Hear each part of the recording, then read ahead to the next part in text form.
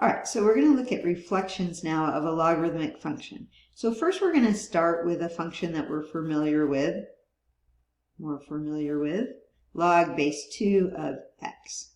And if you remember, we wrote that as 2 to the y equals x to make our table of values.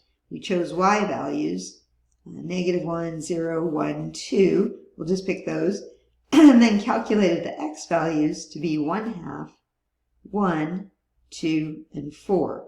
Now when we graph those, we get 1/2, -1, then our x-intercept at 1, 0, 2, 1, which is our key point. So x-intercept here, and a key point here.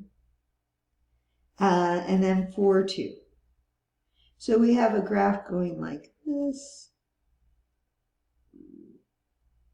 And the asymptote, vertical asymptote, is at x equals 0.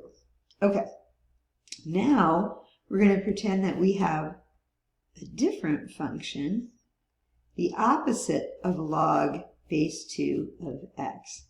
Now, if I make a table of values then for this, x and g of x, okay, so I'm saying what are my inputs, what are my x values? Well, it's going to be the same x values I had before, 1/2, 1, 2, and 4. But what's going to happen to these outputs? Well, I'm going to be changing the sign on all of the outputs. So I'll have 1, 0, -1, and -2. Now let's see what that looks like. So 1/2, 1 is going to be right there. Sorry about that. It's right there. And then 1, 0, still going through the same spot for the x-intercept. 2, -1, which is down here. And then 4, 2, which is down there. And so it looks like this. So it's that reflection about the x-axis. Sorry about that. I'm trying to clear my throat. So we're expecting it to reflect about the x-axis. And that's from what we know about transformations. It does do that. Notice that the vertical asymptote is still the same. So your asymptote is going to be x equals 0. It is a decreasing function, though. Notice that it's decreasing. You're going to have the x-intercept. That's still at the point 1, 0. The key point, though, this time is at, it's at b, comma, -1. Yeah. Okay, and we got the asymptote in, it's decreasing. Okay, domain and range. Domain is going to be from 0 to infinity still, and the range is going to be -infinity to infinity. Okay, so that's a reflection about the x-axis. This is what it looks like in the equation, and that's what it does. Now let's go to a reflection about the y-axis. So this one's going to be a little bit different.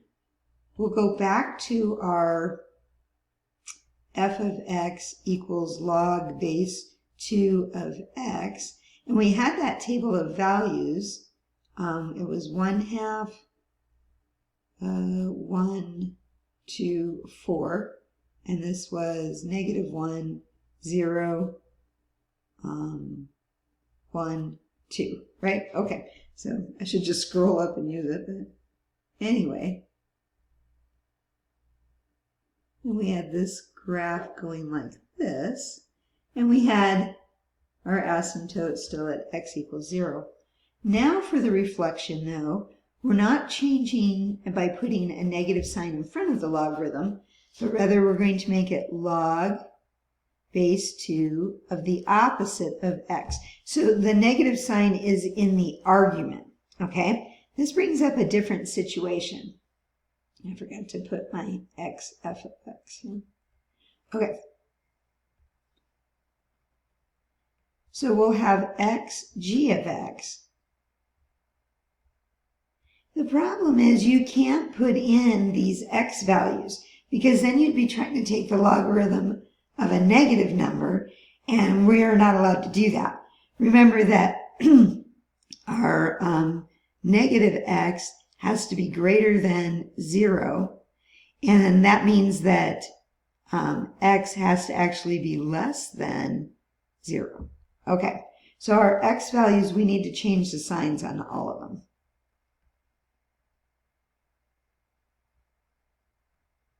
The outputs are going to stay the same. So look at it this way. You have the log base 2 of the opposite of negative 1/2. Well, that's going to be the log base 2 of 1/2. Okay? So that's okay. You can have that because 1/2 is greater than 0, so it's all going to be okay. The output, though, is going to be like what we had before. This situation right here, the output's going to be negative 1. So my outputs are going to stay the same, but my inputs all had to change to the opposite sign. Okay, so let's see what this looks like. Negative 1/2, negative 1 right there. Negative 1, 0. Negative 2, 1. And negative 4, 2. So you get this function happening like that, kind of like that. And you still have the vertical asymptote there. So our asymptote is still at x equals 0. Let's see. It is a decreasing function, isn't it? And then your x-intercept this time, it's at the opposite of, or negative 1, 0. And your key point is at the opposite of b, 1. And let's see, domain and range. The domain is going to be from negative infinity to 0. And the range is going to be all real numbers. I kind of ran out of room there. Negative infinity to infinity. Okay, we'll give you an example of how to graph this in the next video.